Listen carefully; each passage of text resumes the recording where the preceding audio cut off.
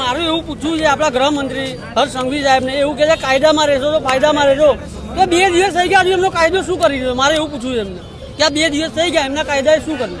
2 દિવસ અહીંયા public road ઉપર ન્યાય માંગવા ભીખ માંગી રહી છે, ન્યાય માંગી રહી છે પબ્લિક. તમે શું કર્યું 2 દિવસમાં? તમે હજુ સુધી આવ્યા નહીં. તમે દોડતા પહોંચી જાઓ તો બધી જગ્યાએ નાનામાં આટલો મોટો ઇસ્યુ છે, તમે આવ્યા નહીં અહીંયા ગાડી, એટલે તમારે શું કરવું? બહુ જ ખરાબ અસર થઈ છે, બહુ જ માહોલ અત્યારે ખરાબ છે. અમારા છોકરા એટલા બી ગયા છે ને અત્યારે સાથે પણ એ લોકો નથી આવ્યા, એટલા ગભરાઈ ગયા છે. તમારા બાળકો ભણે છે? હા, અમારા 3 બાળકો ભણે છે, 3 ના ભણે છે અહીંયા જ. મારી 11th છે બેબી. એ બહુ ગભરાઈ ગઈ છે કે મમ્મી અહીંયા સરને કંઈ પણ કહેવા જઈએ ને તો આમ અલગ રીતનું જ છે બધું માહોલ. સોરી કહીને પતાવી જ દેવું પડે છે આપણે.